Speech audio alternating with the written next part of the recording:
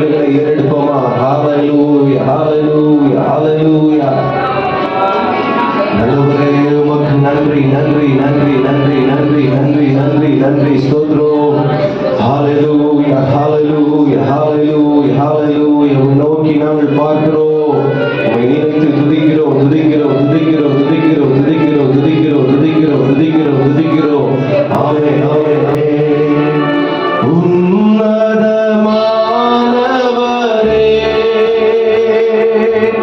என் உறைவிடம் நீதானே. உன்னதமானவரே என் உறைவிடம் நீதானே. உயர்த்துகிறோம் வாழ்த்துகிறோம் வணங்குகிறோம் உம்மை போற்றுகிறோம்.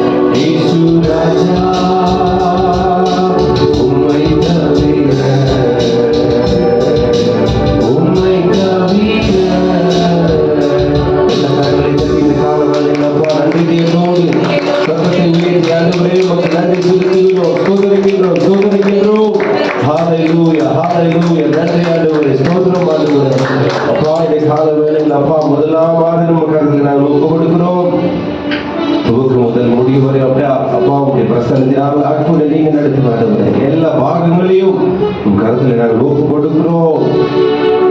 இந்த முதலாம் ஆராதனைக்காக நமக்கு இருக்கிறதான லட்சுமி அவர்கள் ஜெபிக்கும்படியாக கேட்டுக்கொள்கிறோம். நன்றி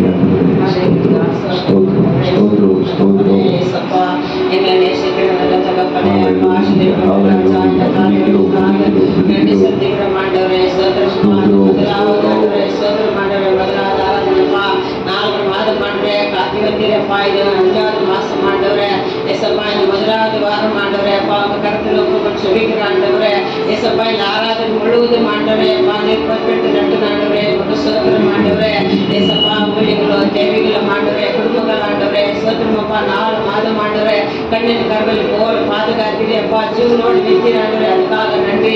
எதுனா பலவீனங்களோ சுகவீனங்களோ போராட்டங்கள் பிரச்சனைகளோ இருந்தாலும் இயேசு நாமத்தினால மாற்றி போட்ட ஆண்டவரே இந்த புது நாளுக்காக ஆண்டவரே சப்பா கொடுத்ததுக்காக நன்றி செலுத்திக்கிறோம் ஆண்டவரே. சபை குடும்பங்களப்பா எங்க ஆவிக்குள்ள தகப்பனார் தாயார் குடும்பம் ஆண்டவரை வாசிக்கிறோம் பாடுங்க ஆண்டவரை முன்னேற்ற நடத்துவங்க ஆண்டவரை எல்லாருமே பாதுகாத்து வந்ததுக்காகப்பா உங்க கோடானி கோடை நன்றி சோத்திரங்களே ஆண்டவரே உங்க சோதனை இந்த நாளையில கூட ஏசப்பா உங்க கருத்துல உப்பு கொடுத்து நாங்க சொல்லிக்கிறோம் ஆண்டவரே.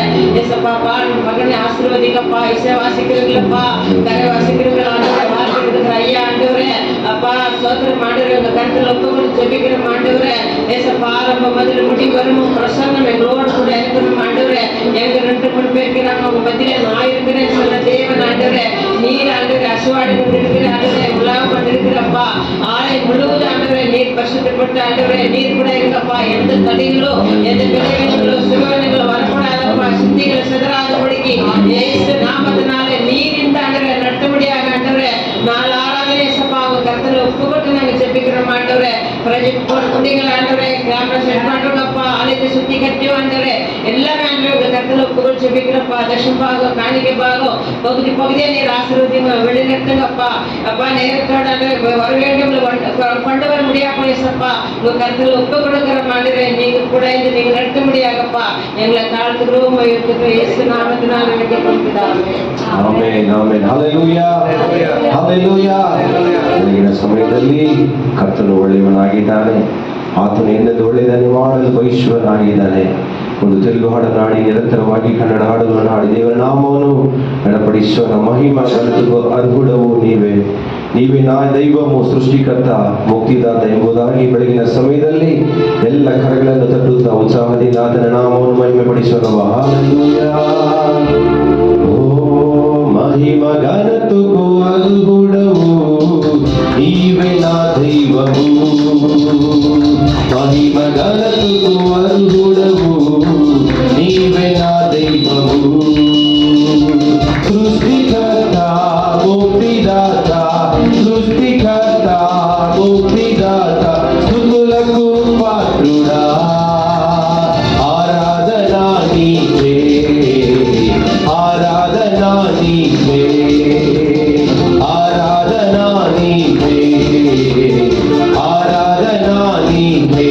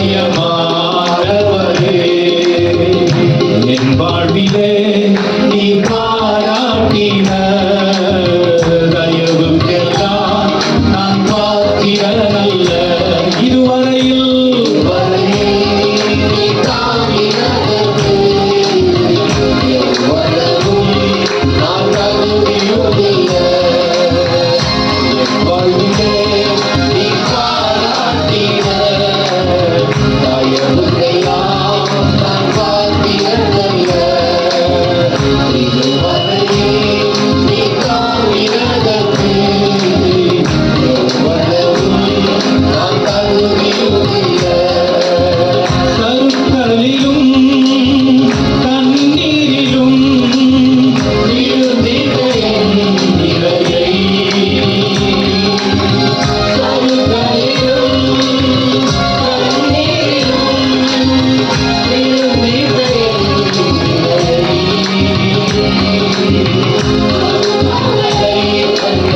நாட்களுக்கு சரியாக என்னை மகிழச் செய்தீர். துன்பங்களை கண்ட நாட்களுக்கு சரியாக என்னை சொல்லுங்க. நீங்க நம்பணும், ஆண்டவருடைய வாழ்க்கையில அவர் செய்த எல்லா நன்மைகளையும் நினைத்து 4 மாதங்களை கடக்க செய்து 5வது மாதத்திற்குள்ள நுழைய கிருபை செய்த அந்த ஆச்சரியமான தேவனுக்கு அதிசயமானவரே, ஆச்சரியமானவரே என் வாழ்வில்.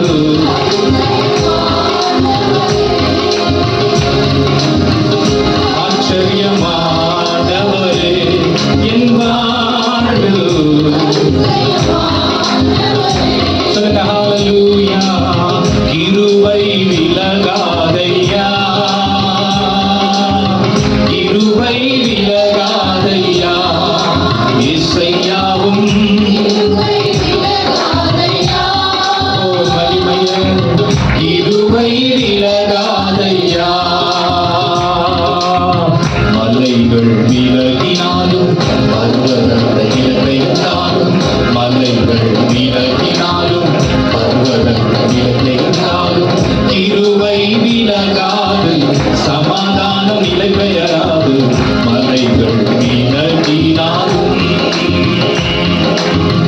நீதியினால் நான் ஸ்திரப்படுவேன், கொடுமைக்கு நான் தூரமாவேன்.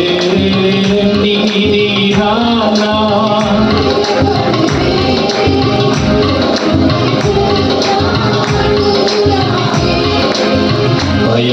பயமில்லாதிருப்பேன், திகிலுக்கு தூரமாவேன். பயமில்லாதிருப்பேன், திகிலுக்கு தூரமாவேன்.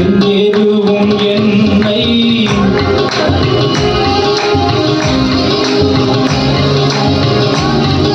சொல்ல கிருபை கிருபை விலகாதையா,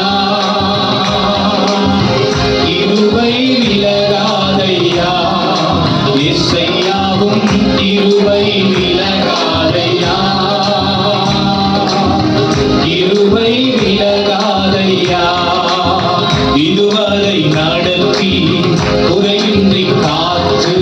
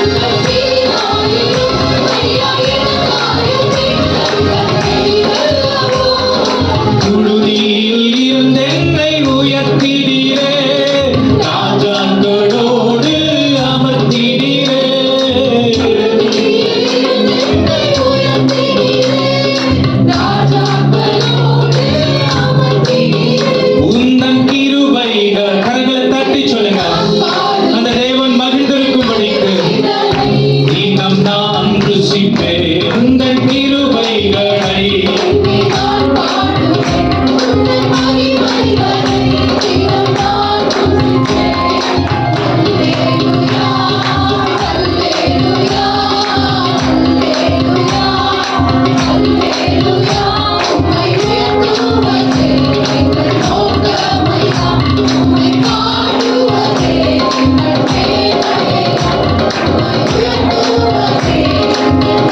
Thank you.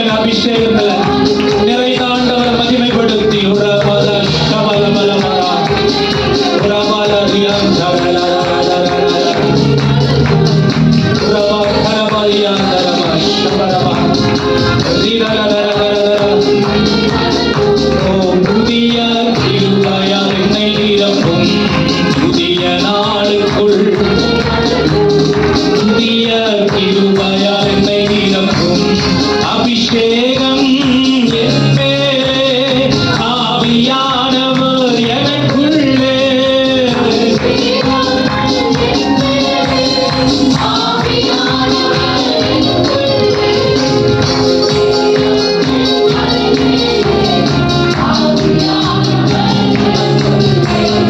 அபிஷேகம் என் தலைமேலே, ஆவியானவர் என் சொல்லுங்க. அபிஷேகம் என் தலைமேலே. சொல்லுங்க. எல்லா சிறையிருப்புகள் மாறன காலை வருகிறது.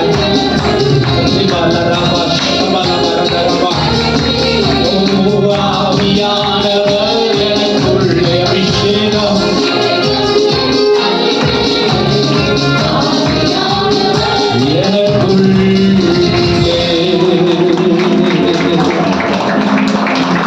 நல்ல உதடுகளை திறந்து சொல்லுங்க. நல்ல ஆண்டவரே, உம்மை துதிக்கிறோம், துதிக்கிறோம்.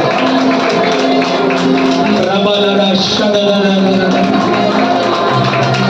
ரிகரஹதரரரரியாந்தரரரரர. புது வெள்ளநடைய இந்த புதிய மாதத்தில் ஆண்டவரே, எங்கள் கரைத்துறைகளை என்னுடைய வாழ்க்கைகளை விட்டு அகன்று போக, உம்மை போல் நாங்கள் மாற, எங்கள் பலவீனத்திலே உம்முடைய பலன் பூரணமாய் விளங்க, எங்கள் ஆண்டவரே சத்துவம் இல்லாத நிலையிலே உம்முடைய சத்துவம் எங்களை நிறைவாக்க எங்களை அர்ப்பணிக்கிறோம். இடத்துல உட்கார்ந்து சொல்லுங்க. கண்களை மூடி எங்களை அர்ப்பணிக்கிற ஆண்டவரே, மாறாமலே உடன் இருந்தீ, விலகாமலே நடத்தி வந்தீ, மாறாமலே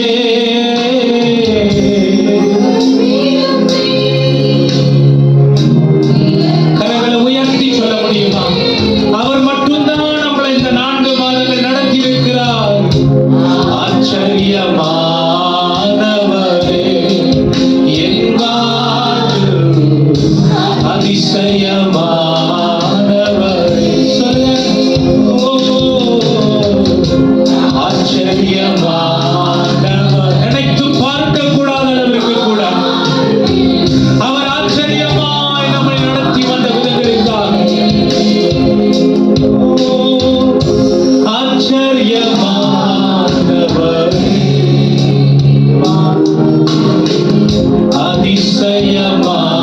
அதிசயமானவரே,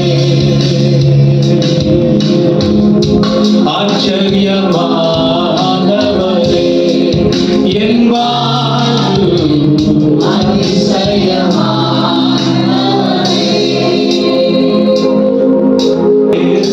கொண்டு சொல்லுங்க. இம்மை பொழுதும் எங்களை விலகாமல், என்னை விலகாமலும் இரக்கங்களால் என்னை சொல்லுங்க. இந்த வார்த்தைய இமை பொழுது என்ன? இமை பொழுதும் என்னை விலகாமலும் இரக்கங்களால் என்னை சேர்த்து கொண்டீ, ஆச்சரியமானவரே, என் வாழ்வு அதிசயமானவரே, ஆச்சரியமானவர், ஆச்சரியமானவரே. தெரிஞ்சவங்க என்னோடு சேர்ந்த வார்த்தையை சொல்லுங்க. சொந்தமான பிள்ளையாக கரங்களை உயர்த்தி, சொந்தமான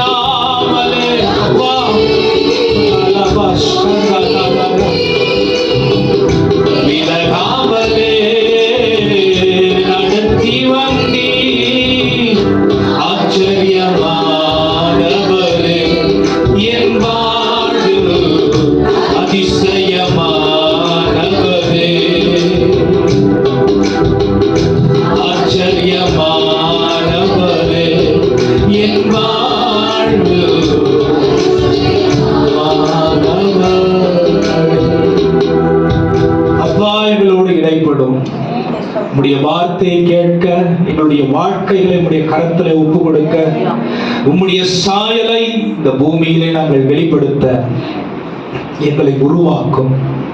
பரிசுத்த ஆவியானவர் எங்களை ஆட்கொள்ளும். இயேசுவின் நாமத்தில் பிதாவே, ஹல்லேலூயா. நம்ம இந்த பாடின பாடல் வரிகளை நம் மையமா வைத்துதான் இன்னைக்கு ஆண்டுடைய வார்த்தையை உங்களுக்கு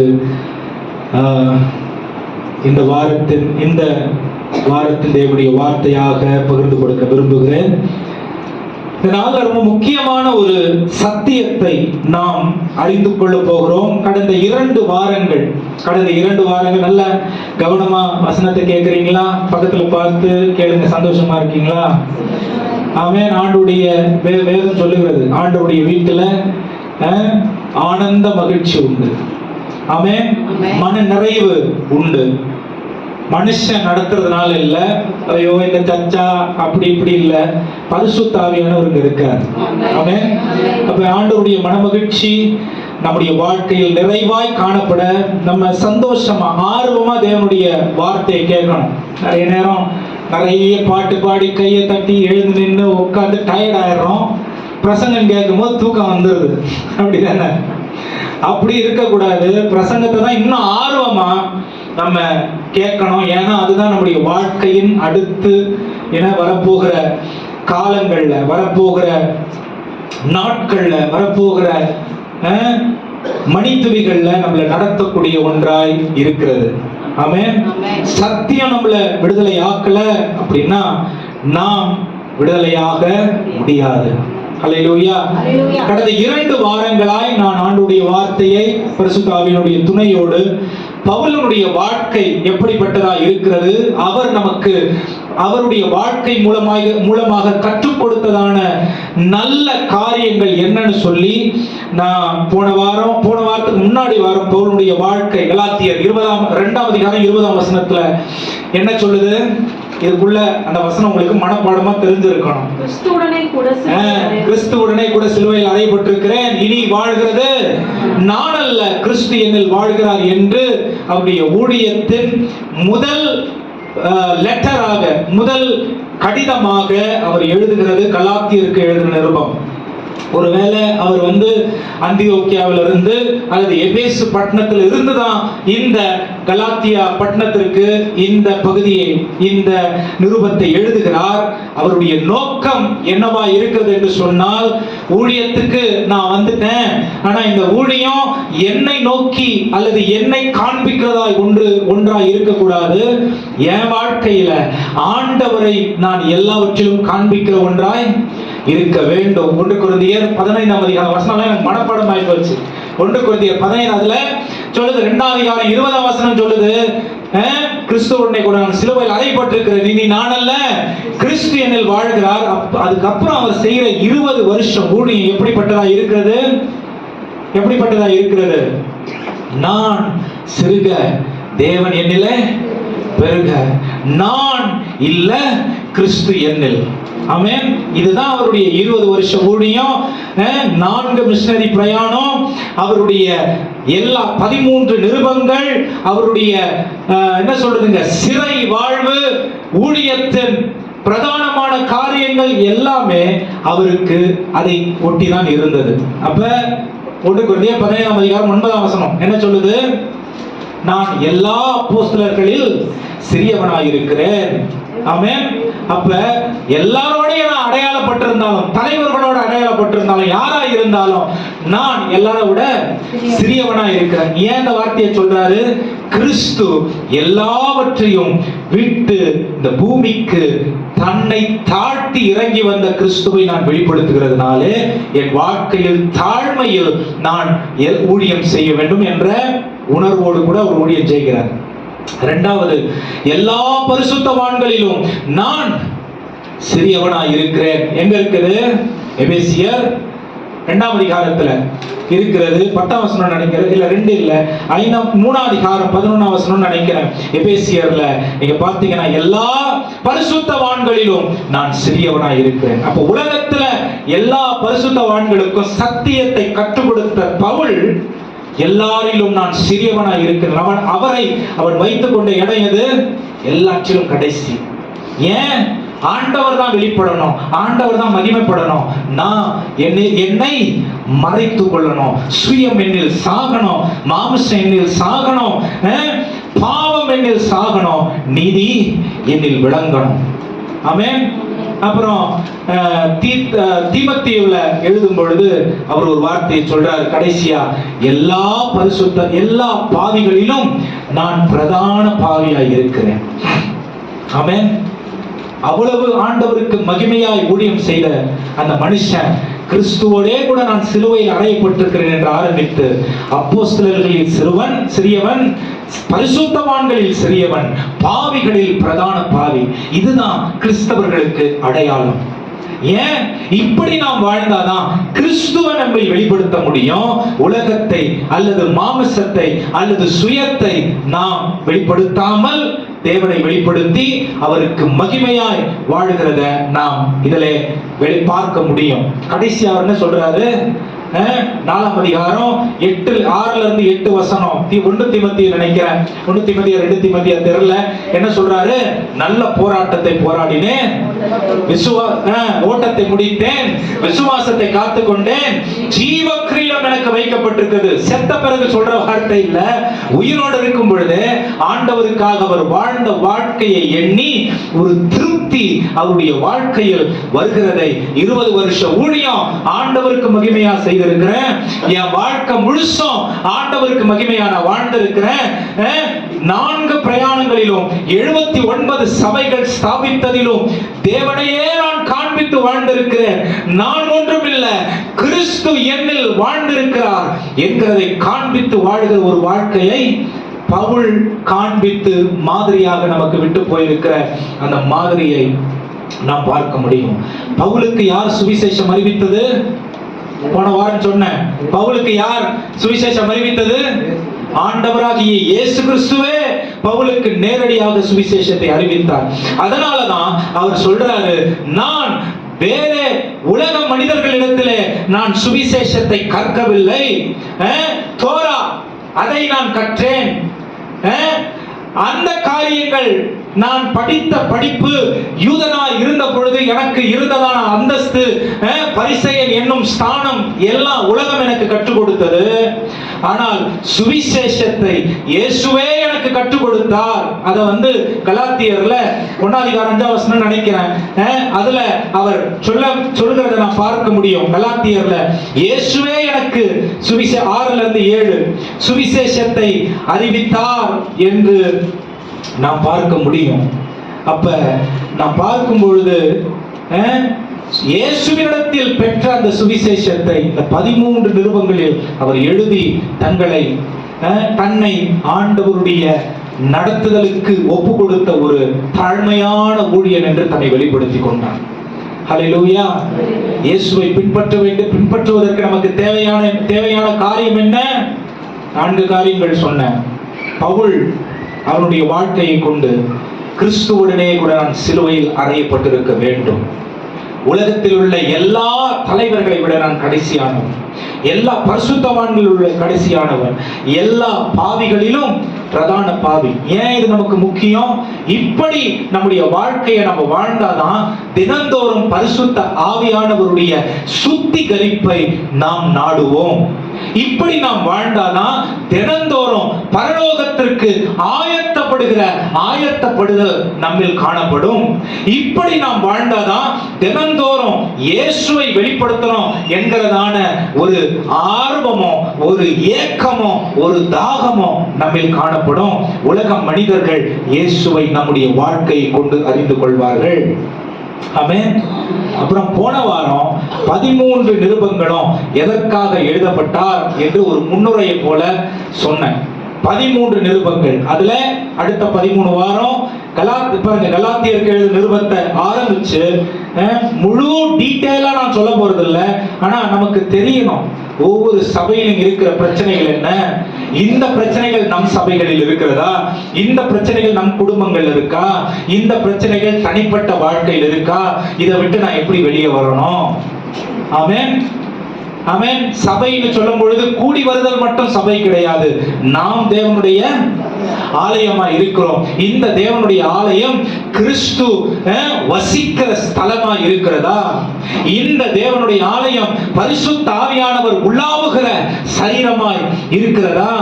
இந்த வாழ்க்கை தேவனுக்கு ஆராதனை செலுத்துகிற உகந்த இடமா இருக்கிறதா? அப்படி இல்லைனா என்னிலே காணப்படுகிற குறைபாடுகளை நான் எப்படி சரி செய்து கொள்வது என்று நான் பார்க்க வேண்டிய தேவை இருக்கிறது. ஹல்லேலூயா. நல்ல சத்தத்தை உயர்த்தி சொல்லுங்க. ஹல்லேலூயா. கலாத்தியருக்கு எழுதின நிருபம் 6 முக்கியமான காரியங்களை மையப்படுத்தி சொல்லுகிற ஒரு காரியமா இருக்கிறது. 6 முக்கியமான பகுதி காரியங்கள். முதலாவது எது அப்படின்னு சொன்னா, இந்த கலாத்தியருக்கு எழுதின நிருபத்தை அவர் எழுதும் பொழுது முதல் அவர் எதை முன்னாடி வைக்கிறார் தெரியுங்களா?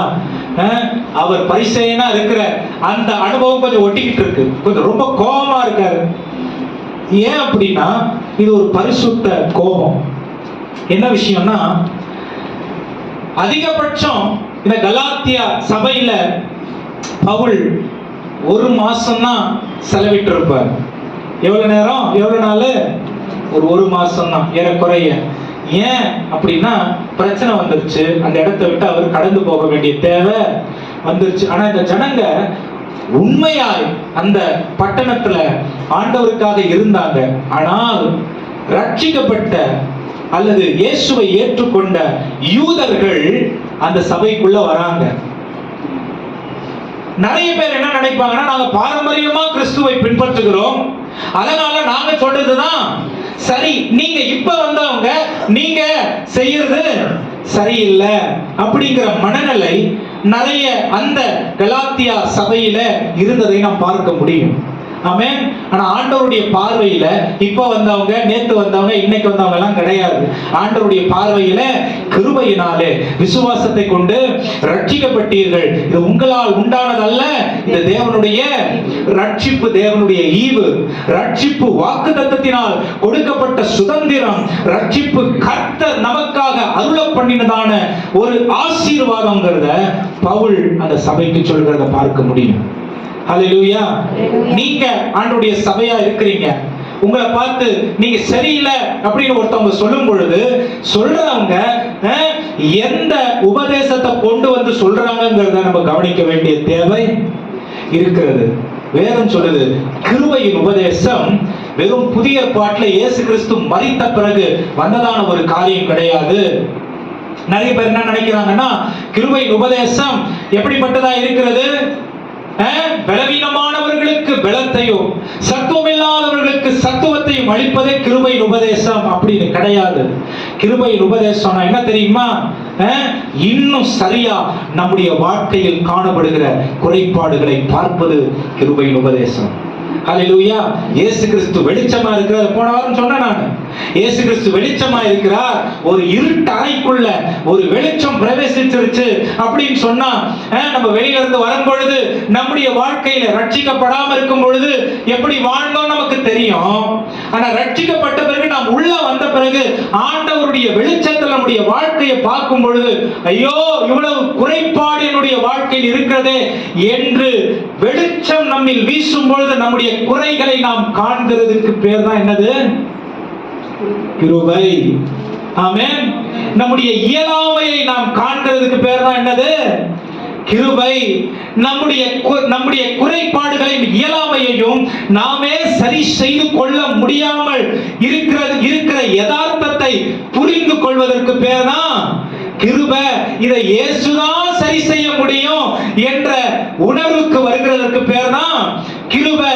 இது பரிசுத்த ஆவியானவர் தான் என்னுடைய வாழ்க்கையை ஒவ்வொரு நாளும் புதுப்பிக்க முடியும் என்ற உணர்வுக்கு வருகிறதுக்கு பேர் தான் கிருபை. தப்பு பண்ணிட்டேன், ஆலயத்துக்குள்ள வந்துட்டேன், ஆண்டவர் என்ன மன்னிச்சுட்டாரு, ஏதோ ஆண்டவர் கிருபைங்க இல்ல, அது கிடையாது. ஆண்டவர் கிருபை. ஆண்டவருடைய கிருபை என்னது?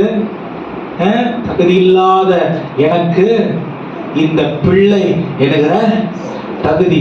அதனால என் பாவம் என்னுடைய வாழ்க்கையை விட்டு போயிடுச்சுன்னு கிடையாது. தினந்தோறும் கிறிஸ்து என்கிற கண்ணாடியில இந்த வாழ்க்கையை தினந்தோறும் பார்த்து பார்த்து பார்த்து எங்க குறைவு இருக்கு, எங்க கரை இருக்கு, எங்க பலவீனம் இருக்கு, எங்க மேட்டிமை இருக்கு, எங்க பெருமை இருக்கு, எங்க சுயம் இருக்கு, எங்க பாவம் இருக்குன்னு இயேசு என்கிற பரிசுத்த கண்ணாடியில பார்த்து பார்த்து பார்த்து சுத்திகரித்து கொண்டு அவரை போல தினந்தோறும் மாறுகிறதற்கு பேர் தான் ஆண்டவர் பாராட்டின கிருபை. ஹல்லேலூயா. கிருபை. நான் தப்பு பண்ணிட்டு பரவாயில்லைன்னு வாழ்றதுக்கு பேரு இன்னைக்கு நிறைய பேர் அப்படிதான் பிரசங்கம் பண்ணிட்டு இருக்காங்க. ஆமென். வெளிச்சம் எல்லாம் இருந்துச்சு, இருள வாழ்ந்தேன், ஆனா தேவ கிருபை என்னில் வீசின பொழுது, அவருடைய வெளிச்சனுடைய வாழ்க்கைக்கு வந்த பொழுது, இந்த குறைவுள்ள வாழ்க்கையை எப்படி நிறைவாய் மாற்றிக் கொள்வதற்கு என்னை ஆண்டவர் பாதத்தில் நான் அர்ப்பணிக்க போகிறேன் என்கிற உணர்வுக்கு பேர் கிருபை. ஹல்லேலூயா. அதான் பவுல் இங்கே கொண்டு வர்றார். அப்ப இந்த உபதேசத்தை கலாத்தியா சபைக்கு சொல்றாரு. இவங்க என்ன பண்றாங்கன்னா ஏற்றுக்கொள்றாங்க. அதாவது அந்த பவுலுடைய உபதேசத்தை பூரணமா ஏற்றுக்கொள்றாங்க. அவர் அந்த சபையை விட்டு ஏதோ ஒரு சூழ்நிலையில அவர் கிளம்பி போக வேண்டிய தேவை வந்த பொழுது, அந்த சபையிலிருந்து அவர் புறப்பட்டு போன பிறகு அந்த இடத்துல என்ன வந்துருது அப்படின்னு சொன்னா, யூத மார்க்கத்தார் சபைக்குள்ள ஊடுருவி, நீங்க இயேசுவின் நாமத்தை நம்பி விசுவாசித்து அதனால நீங்க ரட்சிக்கப்பட்டிருக்கிறீர்கள் என்ற ரட்சிப்பு பூரண ரட்சிப்பு இல்ல அப்படின்னு அவங்கள குழப்புறாங்க. ஆமென். இயேசுவை நம்பி விசுவாசத்தினாலே நீங்க ரட்சிக்கப்பட்டிருக்கிறீங்க அப்படிங்கிற ரட்சிப்பு பூரண ரட்சிப்பு இல்ல. நீங்க யூதர்களுக்கு இருக்கிற எல்லா சடங்காச்சாரத்தையும் பின்பற்றணும். நீங்க அந்த யூதர்கள் செய்கிறதான எல்லா காரியங்களையும் நீங்க கை கொள்ளணும். முக்கியமா விருத்த சேதனம் பண்ணணும். அதுதான் பிரித்தெடுத்தலுக்கு அடையாளமா இருக்கிறது. அப்புறம் பவுல் சொல்றாரு, ஆபிரகாம் ஆண்டு பிரித்தெடுத்தாரு. எந்த கட்டளைகளை கொண்டு பிரித்தெடுத்தார்? ஆபிரகாம் ஆண்டவர் பிரித்தெடுத்தாரு. எந்த என்ன சொல்றதுங்க, கற்பனைகளை கொண்டு பிரித்தெடுத்தார்? அப்போ உங்களுக்கு நான் தெளிவான போதனையை போதித்த பிறகும் நீங்கள் இந்த யூத மார்க்கத்தாருடைய சத்தியத்தை அல்லது உபதேசத்தை கேட்டு நீங்க இந்த கிருபையின் உபதேசத்தை விட்டு விலகுகிறது என்ன அப்படின்னு அந்த சபைக்கு அவர் ஒரு எச்சரிப்பை கொடுக்கிறார். வாசிங்க 1ஆம் அதிகாரம் 3-4 வசனங்கள். கலாத்தியர் 1ஆம் அதிகாரம் 3-4 வசனங்கள். பிதாவாகிய தேவனாலும் கர்த்தராகிய இயேசு கிறிஸ்துவினாலும் உங்களுக்கு கிருபையும் சமாதானமும் உண்டாவதாக. அவர் நம்மை இப்பொழுது இருக்கிற பொல்லாத பிரபஞ்சத்தினின்று விடுவிக்கும்படி நம்முடைய பிதாவாகிய தேவனுடைய சித்தத்தின்படி நம்முடைய பாவங்களுக்காக தம்மை தாமே ஒப்புக் கொடுத்தார். தேவனுடைய சித்தத்தின்படி தம்மை தாமே ஒப்புக் கொடுத்தார். தொடர்ந்து வாசிங்க. அவருக்கு என்றென்றைக்கும் உள்ள சதா காலங்களிலும் மகிமை உண்டாவதாக. ஆமென். பாருங்க 6ஆம் வசனம் என்ன சொல்லுது? கிறிஸ்துவின் கிருபையினாலே அழைத்தவரை, உங்களை கிறிஸ்துவின் கிருபையினாலே அழைத்தவரை நீங்கள் இவ்வளவு சீக்கிரமாய் விட்டு வேறொரு சுவிசேஷத்திற்கு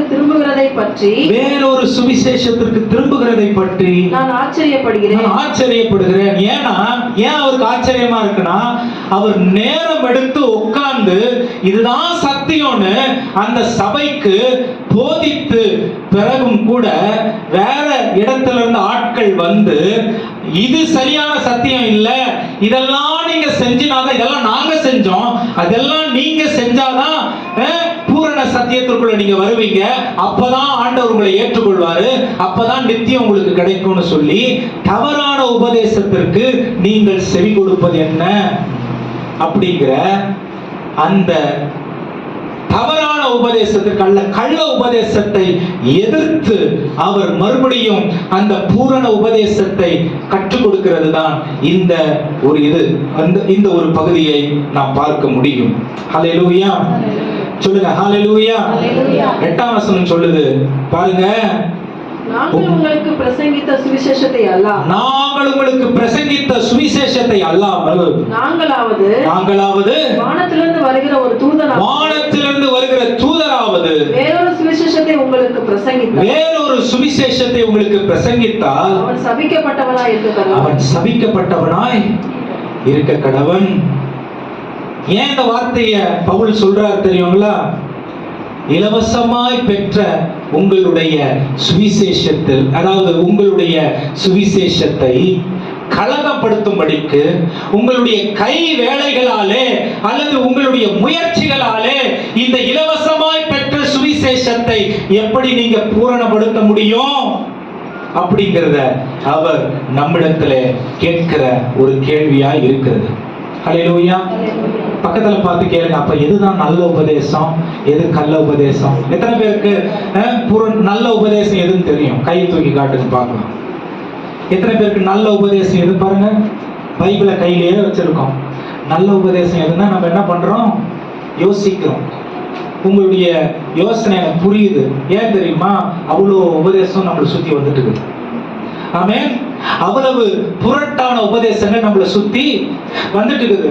அவ்வளவு ஒரு தேவனுடைய சுவிசேஷத்தை போலயே அதே போல இருக்கிற சுவிசேஷங்கள் நம்மளை சுத்தி வந்துட்டு இருக்குது.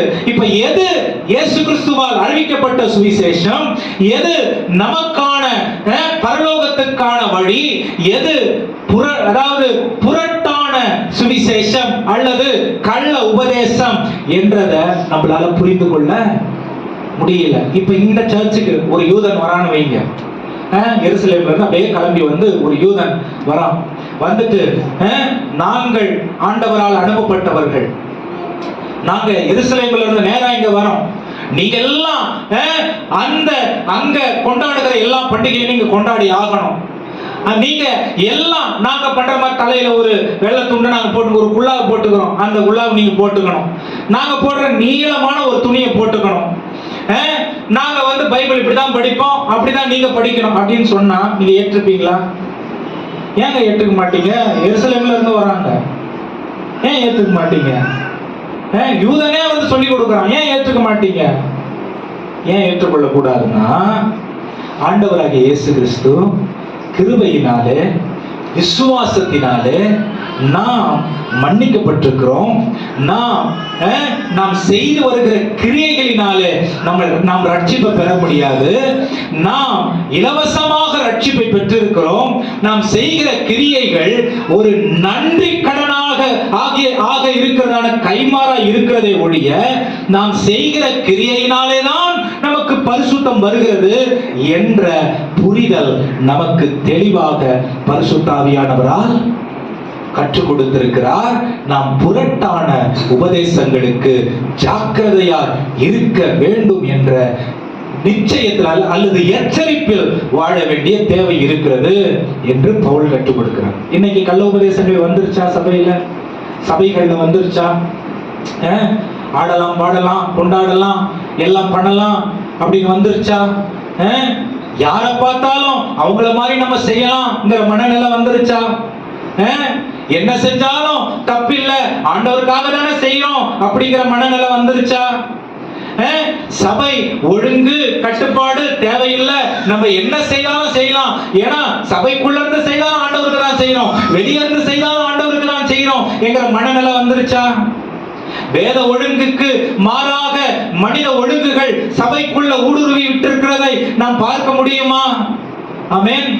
இதையெல்லாம் நாம் எப்படி ஜெயிக்க முடியும் அப்படின்னு சொன்னா, விசுவாசத்தினாலே நாம் பெற்றிருக்கிற ரட்சிப்பை பரிசுத்த ஆவியானவராலே புதுப்பிக்கப்பட, அவராலே சகல சத்தியங்களுக்குள்ளும் போதிக்கப்பட, ஆமென், எல்லா புரட்டான உபதேசங்களையும் நாம் வசனத்தை ஆராய்ந்து அறிகிறவர்களாய் இருந்து கர்த்தருடைய வழிகளில் நாம் நிலைத்து நின்று அவர் விரும்புகிற வாழ்க்கையை நாம் வாழ்ந்து தாழ்மையை தரித்து கொண்டு இயேசுவை வெளிப்படுத்துகிறதின் மூலம் இதை நாம் கடைபிடிக்க முடியும். ஹல்லேலூயா. சொல்லுங்க ஹல்லேலூயா. நீங்க எல்லாம் உண்மையாவே ஆசீர்வதிக்கப்பட்டவங்க. ஏன் தெரியுமா? இந்த சத்தியத்தை நான் அறிந்து கொள்ளும் பொழுது என் உள்ளம் அப்படியே கொழுந்து விட்டு எரிஞ்சது. ஏன் தெரியுமா? எத்தனையோ உபதேசங்கள் பாருங்க, ஆண்டவர் நம்மள பாதுகாத்து பாதுகாத்து பாதுகாத்து வந்திருக்கார். அப்படியே அடகாக்குற போல, கோழி தன்னுடைய சிறகுகளை வைத்து பாதுகாக்கிறது போல சில உபதேசங்கள் வந்து சில வாலிபர்கள் குழம்பி சபையில சலசலப்பு ஏற்படும் பொழுது, சில சகோதர சகோதரிகள் குழம்பி சலசலப்புகள் ஏற்படும் பொழுது, சத்தியத்துல நாம் உறுதியா நின்றதுனால சபையை எச்சரித்து, சபையை நம்ம என்ன சொல்றதுங்க, சபையில எக்காலம் ஊதி ஜனங்களை வழிவிலகாம பாதுகாத்து இருக்கிறோம். ஆமென், ஆமென். நீங்க ஆசீர்வதிக்கப்பட்டவங்க. ஹல்லேலூயா. நாமும் காற்றடிக்கிற போல ஊழியர்கள் அடிக்கப்பட்டிருக்கலாம், செஞ்சிருக்கலாம், பண்ணிருக்கலாம். ஆனா ஆண்டவர் விடல. ஆமென். ஏன்? ஒரே ஒரு காரியம் தான், சத்தியத்தில் நிக்கிறதுக்கு ஆண்டவர் கற்றுக் கொடுத்திருக்கிறார். ஆமென். சத்தியத்துல நிக்கிறதுக்கு ஆண்டவர் கற்றுக் கொடுத்திருக்கிறார். இதே பங்கார்பேட்டில சத்தியத்திற்கு மாறா நிறைய காரியங்கள் செய்த சபைகள் சிதறுண்டு போயிருக்கிறது. ஆமென். சபைகள் ஆரம்பிக்கப்பட்டு மூடப்பட்டிருக்கிறது. ஊழியர்கள் பின்மாற்றமாய் போயிருக்கிற நிலைமைகள் காணப்படுகிறது. பணத்துக்காக ஊழியம் செய்கிற நிலைமைகள் வந்திருக்கிறது. ஆனால் தேவன் இந்த சபையை சத்தியத்தில் நிற்கிறதுனால பாதுகாத்தார். ஆமென். சத்தியத்தில் நிற்கிறதுனால பாதுகாத்தாரு. ஹல்லேலூயா.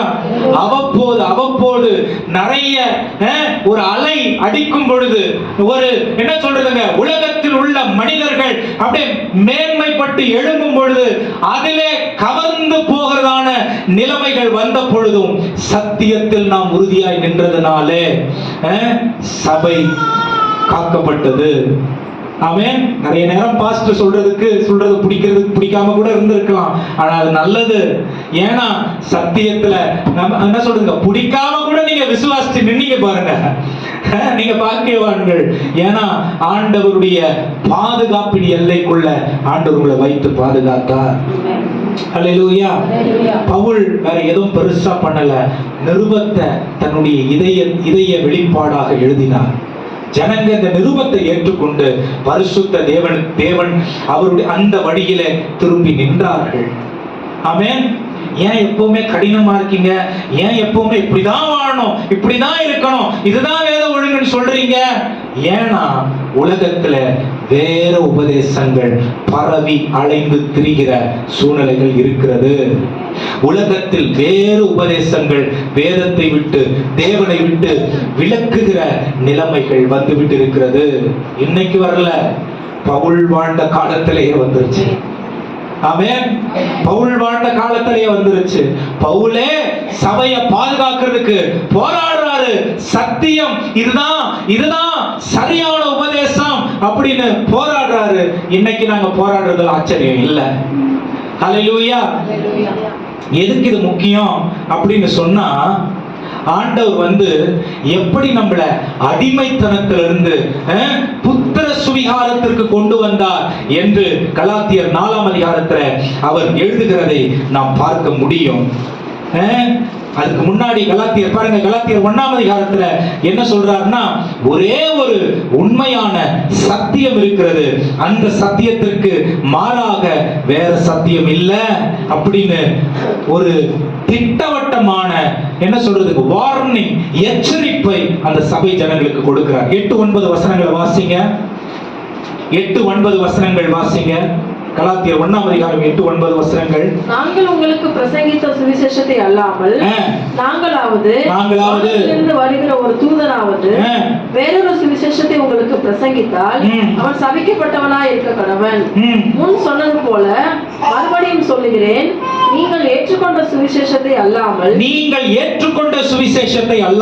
வேறொரு சுவிசேஷத்தை ஒருவன் உங்களுக்கு பிரசங்கித்தால் அவன் சபிக்கப்பட்டவனாய் இருக்க கடவன். 10ஆம் வசனம். இப்பொழுது நான் மனுஷரையா, கவனிங்க, இப்பொழுது நான் மனுஷரையா தேவனையா யாரை நாடி போதிக்கிறேன்? மனுஷரையா மனுஷரையா பிரியப்படுத்த பார்க்கிறேன்? மனுஷரை பிரியப்படுத்த பார்க்கிறேனா? நான் இன்னும் மனுஷரை பிரியப்படுத்துகிறவனா இருந்தால், மனுஷரை பிரியப்படுத்துகிறவனா இருந்தால் நான் கிறிஸ்துவின் ஊழியக்காரன் அல்லவே. கிறிஸ்துவின் ஊழியக்காரன் அல்ல அப்படின்னு சொல்லிட்டு அவர் என்ன சொல்ல வராரு அப்படின்னு சொன்னா ஒரே சத்தியம். சோ இந்த சத்தியம் என்ன நடக்குதுன்னா, அங்க பாருங்க, நீங்க விடுதலையாக்கப்பட்டிருக்கிறீங்க, கிறிஸ்துவுக்குள்ளே நீங்கள் விடுதலையாக்கப்பட்டிருக்கிறீங்க அப்படின்னு அவர் சொல்றாரு. பக்கத்துல பார்த்து சொல்லுங்க, நீங்க விடுதலையாக்கப்பட்டிருக்கிறீங்க. இது தெரியும், உண்மையா அதை அனுபவிக்கிறீங்களா? உங்க வாழ்க்கையில நீங்க விடுதலையாக்கப்பட்டிருக்கிறவங்க அனுபவிக்கிறீங்களா? ஆமே. அப்ப நீங்க விடுதலையாக்கப்பட்டிருக்கிறீங்க அப்படின்னு சொன்னா என்ன அதுக்கு அர்த்தம் அப்படின்னா, பாருங்க, இந்த யூத மார்க்கத்தார் என்ன சொல்றாங்கன்னா, பாருங்க, நீங்க கட்டளைகளை கைக்கொள்ளணும், பிரமாணங்களை கைக்கொள்ளணும், அப்புறம் எல்லா விருத்த சேதனம் பண்ணணும், எங்க பண்டிகை எல்லாம் நீங்க கொண்டாடணும், அப்பதான் இயேசு கிறிஸ்துவை ஏற்றுக்கொண்டு இதையும் செய்தால் நீங்க பூரண கிறிஸ்தவர்களா இருப்பீர்கள். ஆனா பவுல் என்ன சொல்றாருன்னா, பாருங்க, இயேசுவுக்கு வழிகாட்டியாய்தான் இந்த கற்பனைகள் இருந்தது, இந்த பிரமாணங்கள் இருந்தது, இந்த பண்டிகைகள் இருந்தது. இயேசு கிறிஸ்து மரித்து ஜீவனோட எழும்பின பிறகு நீங்கள் கிறிஸ்துவின் ரத்தம் சிந்துதலினாலே விடுதலையாக்கப்பட்டிருக்கிறீர்கள். அவருடைய வாக்குத்தத்தத்திற்கு சுதந்திரவாளிகளாய் மாறி இருக்கிறீர்கள். இனிமே நீங்க இந்த பண்டிகையை கொண்டாடுறது, இந்த கற்பனைகளை கைக்கொள்றது, இந்த கட்டளைகளை கைக்கொள்றதெல்லாம் அவசியம் இல்ல. அதாவது போதிக்கிறவன் எதை போதிக்கிறான், எதை குறித்து போதிக்கிறான் என்றதான நிலைமையை தாண்டி போதனைகளை கற்றுக்கொண்டு போதிக்கிறவரையே நீங்க கண்டுபிடிச்சிட்டீங்க அப்படின்னு சொன்னா போதனைகள் தேவை. ஆனா அதை விட முக்கியம் போதிக்கிற யாரை குறித்து போதிக்கப்பட்டீர்களோ அவரை கண்டு வெளிச்சம் அப்படின்னு சொல்றார். என்ன அர்த்தம் அப்படின்னா, ஒருத்தவங்களை குறிச்சு நீங்க அம்பேத்கர் பத்தி படிச்சுக்கிட்டே இருக்கீங்கன்னு வைங்களேன், இது பண்ணாரு, அது பண்ணாரு, கான்ஸ்டிடியூஷன் பண்ணாரு, இதை பண்ணாரு, அது பண்ணாரு, எல்லாம். ஒரு நாள் அவரை சந்திக்க நேரிடுது. அவர் வாயாலேயே நீங்க இதெல்லாம் கேட்கறதுக்கும் இவ்வளோ நாள் கத்துக்கிட்டு வந்ததுக்கும் வித்தியாசம்.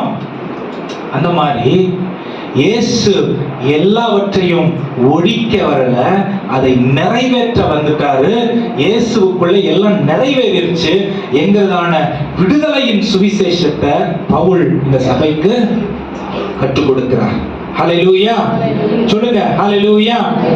எல்லா ஒழுங்குகளும் நீங்க கடைபிடித்தது இயேசுவினிடத்தில் சேர, இப்ப இயேசுவையே நீங்க சொந்த ரட்சகரா ஏற்றுக்கொண்டிருக்கிறபடினாலே வசனம் தேவையில்லைன்னு இல்ல, அவருடைய கிருபையினாலே புது சிருஷ்டியாய் மாற்றப்பட்டிருக்கிறீர்கள். தினந்தோறும் அவருடைய நடத்துதலின்படி அவர் மகிமைக்காக வாழ நீங்க விடுதலையாக்கப்பட்டிருக்கிறீங்க அப்படின்னு சொல்லி கொடுக்கிறாரு. ஹல்லேலூயா. கற்பனைகள், கட்டளைகள் எல்லாம் பாவம் எவ்வளவு பெருசுன்னு காண்பிக்கிறது. ஆனால் வாக்குத்தத்தமோ விசுவாசத்தினாலே ரட்சிப்பு எப்படிப்பட்டதா இருக்கிறது என்று கிறிஸ்துவுக்குள் நமக்கு காண்பிக்கிறது என்று பவுல் சொல்லிக் கொடுக்கிறார். ஹல்லேலூயா. கலாத்தியர் 3ஆம் அதிகாரம் 9ஆம் வசனம் வாசிங்க. 6ஆம் வசனம். கலாத்தியர் 3ஆம் அதிகாரம் 6ஆம் வசனம். அந்தபடியே ஆபிரகாம் தேவனை விசுவாசித்தான், அது அவனுக்கு நீதியாக எண்ணப்பட்டது. 11ஆவது வசனம். நியாயப்பிரமாணத்தினாலே ஒருவனும் தேவனிடத்தில் நீதிமான் ஆகிறதில்லை என்பது, நியாயப்பிரமாணத்தினாலே ஒருவனும் தேவனிடத்தில் நீதிமான் ஆகிறதில்லை என்பது வெளியரங்கமாய் இருக்கிறது. ஏனெனில் விசுவாசத்தினாலே நீதிமான் பிழைப்பான் என்று எழுதியிருக்கிறது. ஹல்லேலூயா சொல்லுங்க, ஹல்லேலூயா. உங்களுக்கு விசுவாசம் இருக்கு, நான் ரட்சிக்கப்பட்டிருக்கிறேன், நான் பரிசுத்த ஆவியானவரால் நிரப்பப்பட்டிருக்கிறேன், ஆண்டவராகிய இயேசு கிறிஸ்துவுடைய பாவங்களை நீக்கி இருக்காரு, ஆண்டவராகிய தேவன் எனக்கு பரலோகத்துல ஒரு இடத்தை ஆயத்தப்படுத்திட்டு இருக்காரு, நான் இந்த பூமியில இனி வாழும் நாட்கள் எல்லாம் அவரையே வெளிப்படுத்தி வாழ வேண்டும் என்கிறதான விசுவாசம் உங்களுக்கு இருக்குன்னா, ஆமென், நீங்க விடுதலையாக்கப்பட்டிருக்கிறீங்க அப்படின்னு பவுல் சொல்றாரு. ஹalleluya சொல்லுங்க, ஹalleluya சொல்லுங்க, ஹalleluya. அடுத்த கட்டம், நீங்க வெறும் விடுதலை மட்டும் ஆக்கப்படல. கலாத்தியர் 4ஆம் அதிகாரம் 4-5 வசனங்களை வாசிங்க. கலாத்தியர் 4ஆம் அதிகாரம் 4-5 வசனங்கள். நாம் புத்திர சுவிகாரத்தை அடையும்படி நியாயப்பிரமாணத்திற்கு கீழ்ப்பட்டவர்களை மீட்டுக் கொள்ளத்தக்கதாக, புத்திர சுவிகாரத்தை அடையும்படி நியாயப்பிரமாணத்திற்கு கீழ்ப்பட்டவர்களை மீட்கப்படும்படிக்கு காலம் நிறைவேறின பொழுது ஸ்திரீனிடத்திற்கு பிறந்தவரும் நியாயப்பிரமாணத்திற்கு கீழானவருமாகிய தம்முடைய குமாரனை தேவன் அனுப்பினார். இது முக்கியமான வசனம், வாசிங்க தொடர்ந்து. மேலும் நீங்கள் புத்திரராய் இருக்கும்படியினால் அப்பா பிதாவே என்னும் கூப்பிடத்தக்கதாக தேவன் தமது குமாரனுடைய ஆவியை உங்கள் இருதயங்களில் அனுப்பினார். ஹalleluya சொல்லுங்க, ஹalleluya. அப்ப அடிமைகளாயிருந்த நம்மள, பாவத்திலே விழுந்திருக்கிற நம்மள ஆண்டவராகிய இயேசு கிறிஸ்துவினுடைய ஆவியை நமக்கு கொடுத்து, அப்பா பிதாவே, ஐயா ஆண்டவரே, எஜமானனே கூப்பிடுற இடத்துல இருந்து அப்பா பிதாவே கூப்பிடுற புத்திர சுவிகாரத்தின் இடத்திற்கு நம்மளை கொண்டு வந்திருக்கிறாரு. இது நற்செய்தியா இல்லையா? நீ அப்பா அப்படின்னு கூப்பிடும் பொழுது உங்க மனசுல அந்த நிறைவு வரணும். ஏன் தெரியுமா? நீங்க எந்த ஆவி உடையவரா இருக்கிறீர்கள்? இந்த வசனத்தின்படி எந்த ஆவியை உடையவரா இருக்கிறீர்கள்? குமாரனின் ஆவி உங்களுக்குள்ளே தேவன் கொடுத்திருக்கிறார். அப்ப நீங்க அப்பா பிதாவேன்னு இயேசு கிறிஸ்து அப்பா பிதாவே ஆண்டவரை கூப்பிடும் பொழுது எந்த அளவுக்கு மகிமை இருக்கிறதோ, அதே போல நீங்க அப்பா பிதாவேன்னு கூப்பிடும் பொழுது பரலோகம் உங்க சத்தத்தை கேட்டு உங்களை ஏற்றுக்கொள்ளுகிற ஒரு தகப்பனாய் பரலோக தேவன் உங்களுக்கு இருக்கிறார். ஹalleluya. எத்தனை பேர் இதை விசுவாசிக்கிறீங்க? இதை உங்களால விசுவாசிக்க முடியல, இதை நீங்க சந்தேகப்படுறீங்க. ஐயோ நான் இவ்வளவு பாவம் செஞ்சுட்டேன்னு நீங்க சந்தேகப்படுறீங்கன்னா, இயேசு கிறிஸ்துவினுடைய உபதேசம், அவருடைய பாடு மரணம், அவருடைய உயிர்த்தெழுதல், அவருடைய ஆண்டவரிடத்துல உட்கார்ந்து பரிந்து பேசுதல், இது எல்லாத்துலயும் எனக்கு சந்தேகம் இருக்குன்னு அர்த்தம். ஆமென். இயேசு எனக்காக எல்லாம் செய்து முடித்து விட்டார். நான் இன்னும் அந்த பாவ சுமையை சுமக்க வேண்டிய அவசியம் இல்ல. நான் இந்த உலகத்தின் பாரத்தை சுமக்க வேண்டிய அவசியம் இல்ல. நான் அப்பா பிதாவேன்னு அவருடைய புத்திர சுவிகாரத்தை உடையவனா இருக்கிறேன், நான் விடுதலை ஆக்கப்பட்டிருக்கிறவனா இருக்கிறேன் என்ற நிச்சயத்தில் வாழ வேண்டும். உண்மையா நான் சொல்றேன் பாருங்க, இந்த சந்தோஷம் உங்களுக்கு இருக்கு, இதுதான் ரட்சிப்பின் சந்தோஷம். இந்த சந்தோஷம் உங்களுக்குள்ள இருந்துச்சுன்னா நீங்க எதிர்காலத்தை குறித்து கவலைப்பட மாட்டீங்க. ஆமென். தேவைகளை குறித்து கவலைப்பட மாட்டீங்க. ஆமென். என்ன நடக்குமோ என்ற ஒரு பயத்தில் வாழ மாட்டீங்க. இவைகள் எல்லாம் உங்களுக்கு ஆண்டவர் செய்திருக்கிறார்னா, வரும் நாட்கள்ல உள்ள எல்லா காரியங்களையும் அவர் செய்யாமல் இருப்பது எப்படி? ஆமென். ஆபிரகாம் வெறும் ஆண்டவரை விசுவாசிச்சான், அவ்வளவுதான். ஆமென். ஆபிரகாம் ஆண்டவர் என்ன பண்ணா சொல்லுங்க எல்லாரும் சத்தமா? விசுவாசிச்சான். தேவனுடைய பார்வைக்கு அது நீதியா இருந்தது. ஹalleluya. நீங்க ஆண்டவரை விசுவாசிங்க. என் பாவத்தை அவர் மன்னிச்சிட்டார்னு விசுவாசிங்க. என் மீறல்களை அவர் எடுத்துட்டார்னு விசுவாசிங்க. என் குறைவை அவர் மாற்றி விட்டார் என்று விசுவாசிங்க. என்னுடைய சிறையிருப்பிலிருந்து என்னை விடுவித்தார்னு விசுவாசிங்க. என் கஷ்டத்தை அவர் கையில எடுத்துட்டார்னு விசுவாசிங்க. என் எதிர்காலத்தை அவர் கையில் வைத்திருக்கிறார் என்று விசுவாசிங்க. அது தேவனுடைய பார்வைக்கு நீதியா எண்ணப்படும். உங்களுடைய பாரத்தை நீங்க சுமக்க வேணாம். உங்களுடைய பாரத்தை உங்க ஆண்டவராகிய தேவன் சுமந்து விட்டார். நீங்க அவருடைய பிள்ளைகளா இருக்கிறபடியினாலே அவருடைய புத்திர சுவிகாரத்தை உங்களுக்கு கொடுத்திருக்கிறார். அண்ணா என்ன அர்த்தம்? அவருடைய எல்லா ஆசீர்வாதங்களும் உங்களுடையதா இருக்கிறது. ஹalleluya. சொல்லுங்க ஹalleluya. எத்தனை பேர் நம்புறீங்க அவருடைய எல்லா ஆசீர்வாதங்களும் உங்களுக்குரியதா இருக்குதுன்னு? ஆமென். அதனால எதிர்ப்பு வராதனெல்லாம் கிடையாது. அதனால கவலை வராதனெல்லாம் கிடையாது. அதனால பிரச்சனை வராதனெல்லாம் கிடையாது. அதனால பலவீனம் வராதன கிடையாது. கிடையாது, அதனால வியாதி வராதுன்னு கிடையாது. இதெல்லாம் வரும். இதெல்லாம் இருந்தாலும் நீங்க ஆண்டவருடைய மீட்கப்பட்ட விடுதலையாக்கப்பட்ட பிள்ளைகளா இருக்கிறீர்கள். ஹalleluya சொல்லுங்க, ஹalleluya. நீங்க பாவம் வராமல் இருக்குமா? வரும். ஆமென். ஆனா அவருக்குள் இருக்கும் பொழுது அந்த பாவம் உங்களை மேற்கொள்ள முடியாது. ஹalleluya. அவருக்குள் இருக்கும் பொழுது இந்த உலகம் உங்களை மேற்கொள்ள முடியாது. அதுக்கு நம்ம செய்ய வேண்டிய ஒரே ஒரு காரியம் என்ன தெரியுமா? டெய்லி அடிமையா வாழறதில்ல, பிள்ளையா வாழறதுக்கு நாம் பழகணும். ஆமென். என் பொண்ணு ஒரு தப்பு பண்ணிருச்சு, என் பையன் ஒரு தப்பு பண்ணிட்டான்னு வைங்களேன், கொஞ்ச நேரம் வராம இருப்பான், கொஞ்ச நேரம் அப்படி ஒளிஞ்சுக்கிட்டு இருப்பாங்க, மெதுவா கதவு திறந்து அப்படி மெதுவா பார்ப்பாங்க. அதே நிலைமையில இருந்துட மாட்டாங்க. ஹalleluya. அந்த மாதிரிதான் நம்ம கூட தவறிட்டோம். உலகத்தில் இருக்கிற வரைக்கும் அது இருக்கு. அதனால நம்ம ஆண்டவரை விட்டு விலகியே வாழ்ந்துடலான்னு கிடையாது. அவர் கிட்ட நெருங்கி வந்து அவர் அப்பா பிதாவேன்னு கூப்பிடும் பொழுது என்னை மன்னிச்சிருங்க, என்ன ஏற்றுக்கொள்ளுங்க நம்ம சொல்லும் பொழுது அவர் வந்து இதெல்லாம் மறுபடியும் நீ செஞ்சினாதான் போய் 40 நாள் உபவாசம் இருந்து இதெல்லாம் நீ பண்ணாதான் நான் ஏற்றுக்கொள்வேன் அப்படிலாம் சொல்ல மாட்டாரு. வா, உனக்கு கொடுத்த சுதந்திரம் உனக்கு தான். ஆமென். உனக்கு கொடுத்திருக்க ஸ்தானம் உனக்கு தான். உன்னை விடுவித்திருக்கிற விடுவித்தல் உனக்கு தான். வா, என் பக்கத்துல உட்காரு, உன்னுடைய புத்திர சுவிகாரத்தை அனுபவி, கொண்டாடு. ஹalleluya. பக்கத்துல பார்த்து சொல்லுங்க, நீங்க விடுவிக்கப்பட்டவர்கள். ஹalleluya. மறுபடியும் போய் அந்த அந்த என்ன சொல்றதுங்க, கற்பனைகள் கட்டளைகள்ல போய் சிறையிருப்புல போயிடாத. நீ விடுவிக்கப்பட்டிருக்கிற, அதெல்லாம் உனக்காக நிறைவேற்றி விட்டேன். நீ என்னுடைய பிள்ளை, நீ என்னுடைய மகன், நீ என்னுடைய மகள். இது ஆண்டவர் நமக்கு கொடுக்கிறதான வாக்குத்தத்தம். ஹalleluya. ஆபிரகாம் கட்டளைகளை பிடிச்சுக்கிட்டு அவன் தேவனுடைய பார்வைக்கு நீதியாக விளங்கல. வாக்குத்தத்தத்தை பிடிச்ச அது விசுவாசத்தினால ஆண்டவருக்கு அது நீதியா எண்ணப்பட்டது. ஆமென். பாருங்க, நம்ம கஷ்டப்பட்டு ஆண்டவர்கிட்ட வரணும்னு ஆண்டவர் நம்மள எதிர்பார்க்கல. எப்படி ஆண்டவர்கிட்ட வரணுமா? எப்படி வரணுமா?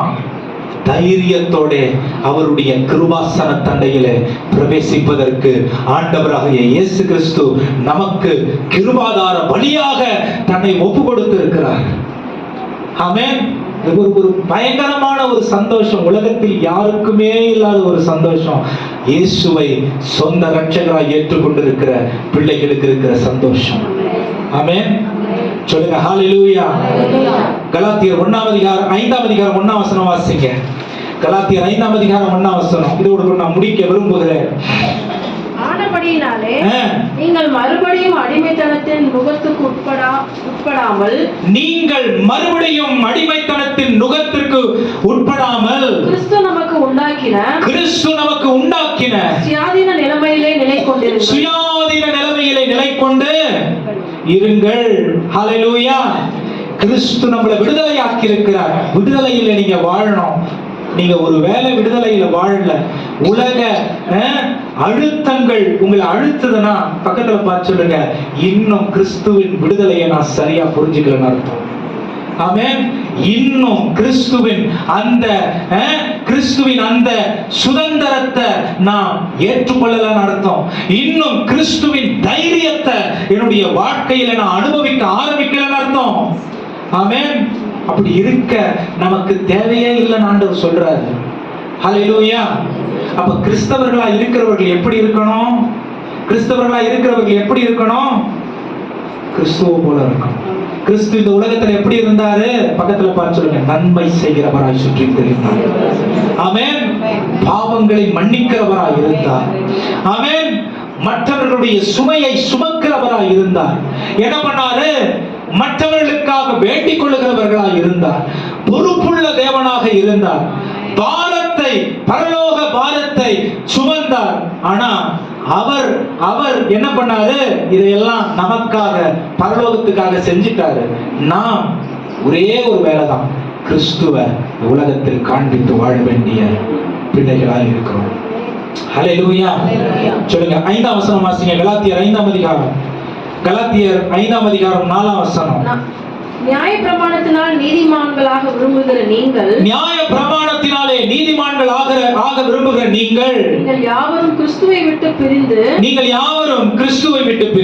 கிருபையில் நின்று விழுந்தீர்கள். எதுல விழுந்துட்டீங்க? கிருபையில் இருந்து விழுந்து போனீர்கள். ஆமென். தொடர்ந்து வாசிங்க. நாங்களோ நீதி கிடைக்கும் என்று ஆவியை கொண்டு விசுவாசத்தினால் நம்பிக்கையோட காத்திருக்கிறோம். நீதி கிடைக்கும் என்று ஆவியை கொண்டு, சரி, ஆவி குறி கொண்டு விசுவாசித்து அப்படியே தொடர்ந்து என்ன சொல்லிட்டு வர்றாருன்னா, அப்ப மாம்சத்துல வாழறது என்னது, ஆவியில வாழறது என்னது, அடிமைத்தளத்துல வாழறது என்னது, கிருபையில வாழறது என்னது, பாவத்துல வாழறது என்னது, நீதியில வாழறது என்னதுங்கிறத காண்பித்து கொடுக்கிறார். கலாத்தியர் 5ஆம் அதிகாரம் 19 இருந்து 21 வரைக்கும் வாசிங்க. மாம்சத்தின் கிரியைகள் என்னவா இருக்கிறது? வெளியரங்கமா இருக்கிறது. அது எப்படிப்பட்டதா இருக்கிறதா? அவையாவன விபசாரம், வேசித்தனம், அசுத்தம், காமவிகாரம், விக்கிரக ஆராதனை, பில்லி சூனியம், பகைகள், விரோதங்கள், வைராக்கியங்கள், கோபங்கள், சண்டைகள், பிரிவினைகள், மார்க்க பேதங்கள், பொறாமைகள், கொலைகள், வெறிகள், களியாட்டுகள் முதலானவைகளே. 17 காரியங்கள் சொல்லுது. இந்த காரியங்கள் நிறைய சபைக்குள்ளேயும் இருக்கு. பாலிஷ்டா இருக்கு. கொலைகள், வெறிகள் நேரடியா இல்ல, ஆனா வார்த்தையினால இதயங்களை உடைத்து போடுகிற நிலைமைகள். ஆமென். களியாட்டு அப்படின்னா என்ன? களியாட்டுனா என்னது உங்களுக்கு தெரியும். இது எதை பவுல் சொல்றாரு? எதுக்கு ஒப்பிட்டு சொல்றாரு? களியாட்டுனா என்ன தெரியுங்களா? நமக்குன்னு ஒரு ஒழுங்கு இருக்கு. அந்த ஒழுங்கை விட்டு வேற ஒழுங்கோடு கலப்பதுக்கு பேர் தான் களியாட்டு. ஆமென். ஹalleluya. சொல்லுங்க ஹalleluya. இது சூழ்நிலை இல்ல, இடம் இல்ல, என்ன சொல்றதுங்க, காரணம் இல்ல, மற்ற நிலைமைகள் இல்ல. எல்லா நேரத்திலும் கிறிஸ்தவர்களாய் இருக்க வேண்டும். உலகத்தில் ஒரு வாழ்க்கை, படிக்கும்போது ஒரு வாழ்க்கை, நண்பர்களோடு ஒரு வாழ்க்கை, வேலை செய்கிற இடத்துல ஒரு வாழ்க்கை. இதுக்கு எல்லாத்துக்கும் பேர் என்னது? மாம்சத்தின் கிரியைகள். அப்படின்னா என்ன அர்த்தம்? அடிமைத்தனத்தில் இருக்கிற வாழ்க்கைகள். அதுக்கு என்ன அர்த்தம்? அநீதி உள்ள வாழ்க்கை, பாவத்தில் இருக்கிற வாழ்க்கை. ஆமென். அதுக்கு என்ன அர்த்தம்? தேவனை விட்டு விலகி இருக்கிற வாழ்க்கை. இது நம்மளே இருக்கக்கூடாதுன்னு சொல்றாங்க. ஹalleluya. அப்ப கிறிஸ்துவை நாம் பின்பற்றி வாழும் பொழுது அதுக்குன்னு ஒரு பொறுப்பு, ஒரு ஸ்தானம், ஒரு ஒழுங்கு, ஒரு அலங்காரம் இருக்கிறதுன்னு ஆண்டவர் சொல்றாரு. அப்ப கிறிஸ்துவில் வாழ்வது, ஆவியில் வாழ்வதற்கு பொருள்படும். ஆவியின் கனியோ வாசிங்க. ஆவியின் கனியோ அன்பு, சந்தோஷம், சமாதானம், நீடிய பொறுமை, தயவு, நற்குணம், விசுவாசம், சாந்தம், இச்சையடக்கம், இப்படிப்பட்டவைகளுக்கு விரோதமான பிரமாணம் ஒன்றும் இல்லை. அப்ப பவுல் என்ன சொல்றாருன்னா, கட்டளைகளை நம்ம வாழலங்கிறதுனால, நம்ம கிருபையில வாழறங்கிறதுனால என்ன வேணா பண்ணலாம் இல்ல. ஆமென். என்ன சொல்றாரு? கிறிஸ்துவுக்குள் விடுதலை ஆக்கப்பட்டிருக்கிறது. பாவம் செய்யறதுக்கு அங்கீகாரம் கொடுக்கிறது இல்ல, கிறிஸ்துவுக்குள் விடுதலை ஆக்கப்பட்டிருக்கிறது. பரிசுத்த ஆவியானவரால் நடத்தப்பட்டு வாழுகிற வாழ்க்கையா இருக்கிறது என்று சொல்லிக் கொடுக்கிறார். ஹalleluya. அது எப்படிப்பட்ட வாழ்க்கையா இருக்கிறதாம்? 3 வசனம் சொல்றேன். அதை வாசித்து நாம் முடிக்கலாம். வாசிங்க. கலாத்தியர் 6ஆம் அதிகாரம் 2ஆம் வசனம். பிராக்டிகலா எப்படி நம்ம கிறிஸ்துவை பூமியில் வெளிப்படுத்தி பரிசுத்த ஆவியானுடைய நடத்துதல்ல வாழ்ந்து மாம்சத்துக்கு நம்மை விட்டு விலக்கி அந்த அடிமைத்தனத்திற்கு போகாம எப்படி விடுதலையான வாழ்க்கையை பூமியில வாழ முடியும்னு 3 காரியங்கள். கலாத்தியர் 6ஆம் அதிகாரம் 2ஆம் வசனம். ஒருவர் பாரத்தை ஒருவர் சுமந்து இப்படியே கிறிஸ்துவினுடைய பிரமாணத்தை நிறைவேற்றுங்கள். கிறிஸ்துவினுடைய பிரமாணத்தை கிறிஸ்து என்ன சொல்றாரு? உங்களில் அன்பு கூறுகிறதை போல பிறரிடத்தில் அன்பு கூறுவாயாக. ஒருத்தவங்க கஷ்டத்துல இருந்தா அவங்க கஷ்டப்பட்டோன்னு ஒதுக்கிடாதீங்க. போய் அவங்க கஷ்டத்துக்கு மேல கஷ்டத்தை கூட்டிடாதீங்க. அவங்க கஷ்டத்துக்கு ஆறுதலான வார்த்தையோ, இல்ல உங்களால் முடிந்த உதவியோ, இல்ல உங்களால் கொடுக்கப்படுகிற நேரமோ செலுத்தி அவங்கள ஒருவருடைய பாரத்தை ஒருவர் சுமக்க பிரயாசப்படுங்க அப்படின்னு சொல்றாரு. இதுதான் கம்யூனிட்டி ரெஸ்பான்சிபிலிட்டி. ஆமென். கூடி வருகிற சபையினுடைய பொறுப்பு என்ன தெரியுமா? ஒருவருடைய பாரத்தை ஒருவர் சுமப்பது. ஹல்லேலூயா. வெறும் கணவனுடைய பாரத்தை மனைவி சுமக்கிறது இல்ல, பிள்ளையுடைய பாரத்தை பெற்றோர் சுமக்கிறது இல்ல, பெற்றோருடைய பாரத்தை பிள்ளை சுமக்கிறது இல்ல. கிறிஸ்து சபைக்கு தலையா இருக்கிறார். அவயவங்கள் எல்லாம் ஒன்றுக்கு ஒன்று சரியாக செயல்பட எல்லாருடைய பாரத்தை எல்லாரும் சுமக்கணும் அப்படின்னு வேதம் சொல்லுது. ஹல்லேலூயா. ஆமென். ஒருத்தவங்களை பத்தி இன்னொருத்தவங்க பேசணும்னு சொல்லல, ஒருத்தவங்களை இன்னொருத்தவங்க தாங்கணும்னு சொல்லுது. ஹல்லேலூயா. இங்க எங்கேயுமே ஒருத்தர் குறை சொல்லி ஒருத்தர் நிறைவேற்ற நினைத்துக் கொள்றதுக்காக இருக்கணும்னு பைபிள் சொல்லல.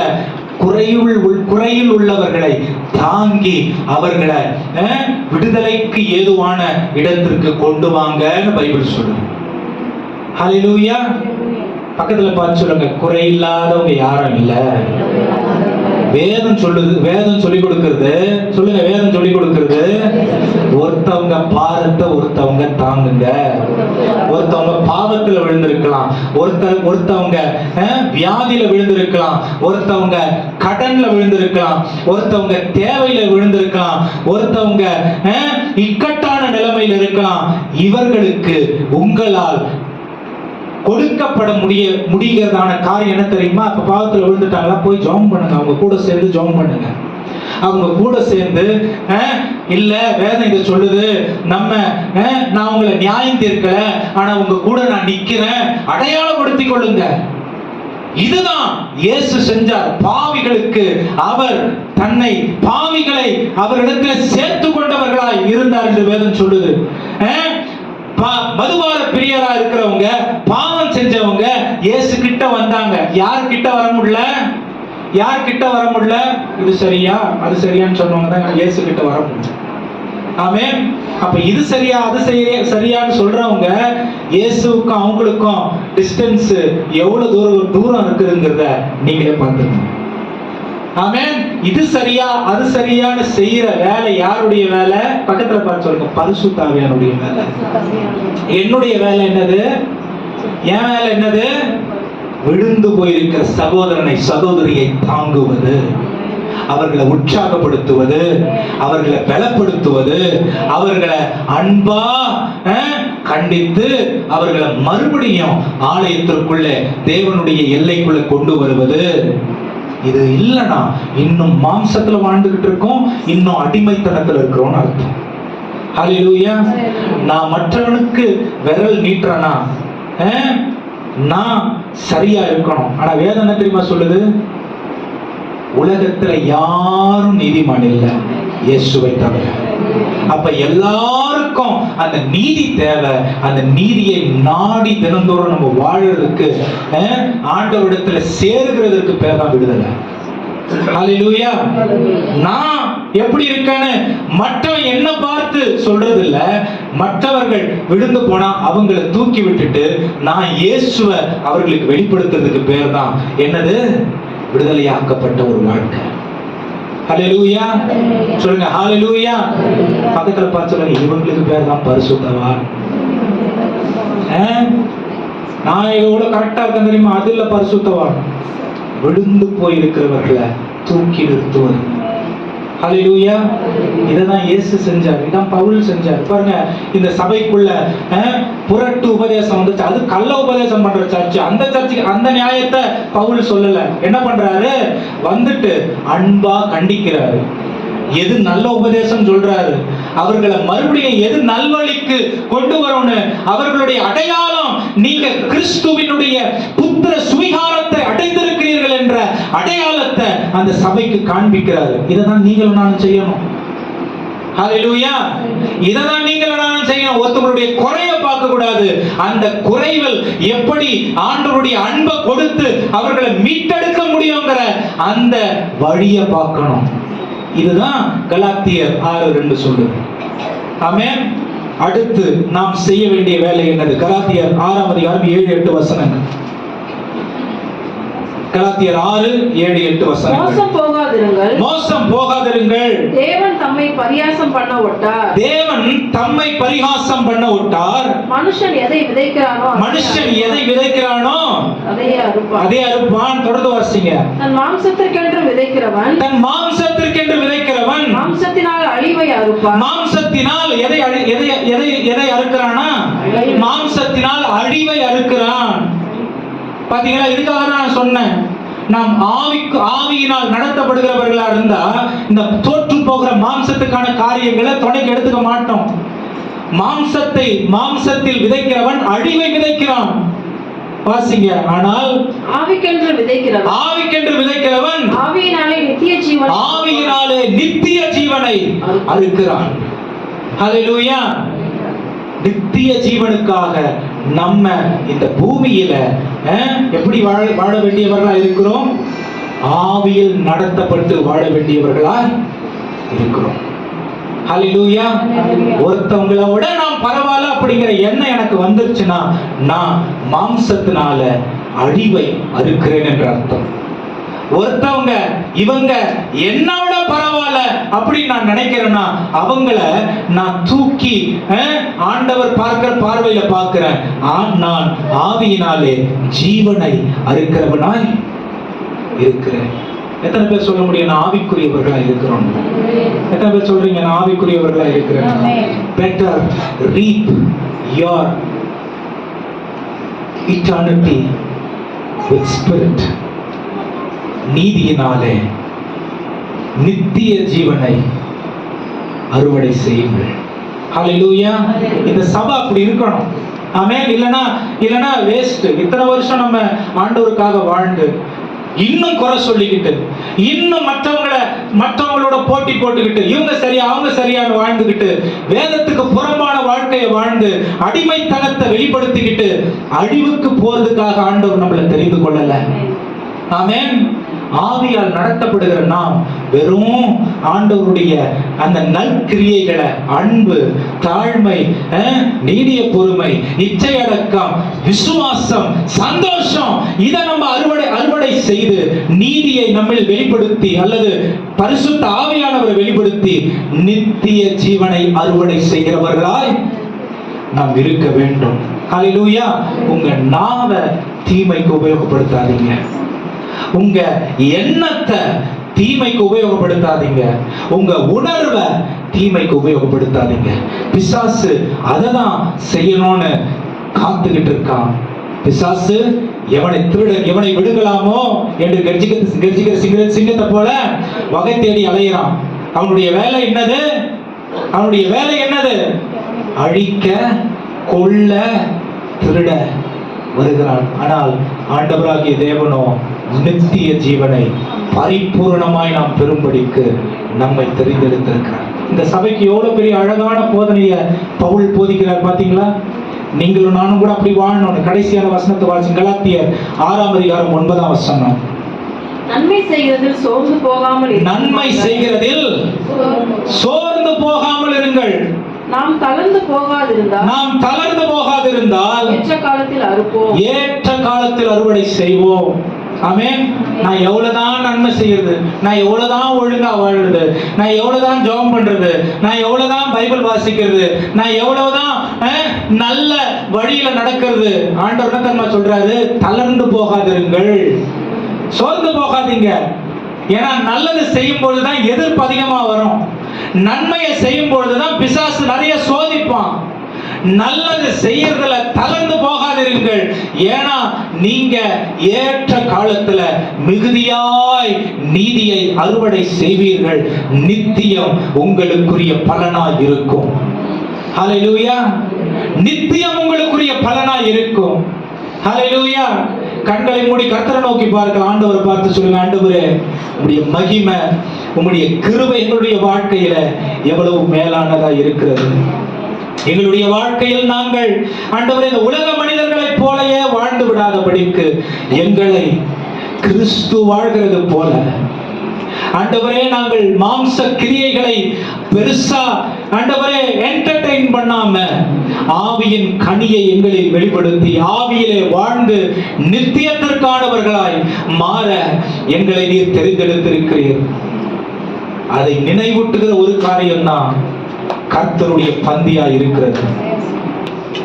ஆண்டவராகிய மரணம், ஆண்டவராகிய உயிர்த்தெழுதல், அவருடைய ரத்தம் சிந்துதல், அவருடைய பாவத்திற்கான பலி, அவர் வருமளவும் அதை நாம் நினைக்க வேண்டும் என்று நமக்காக ஆண்டவர் இந்த நாள்ல நினைவூட்டுகிறார்.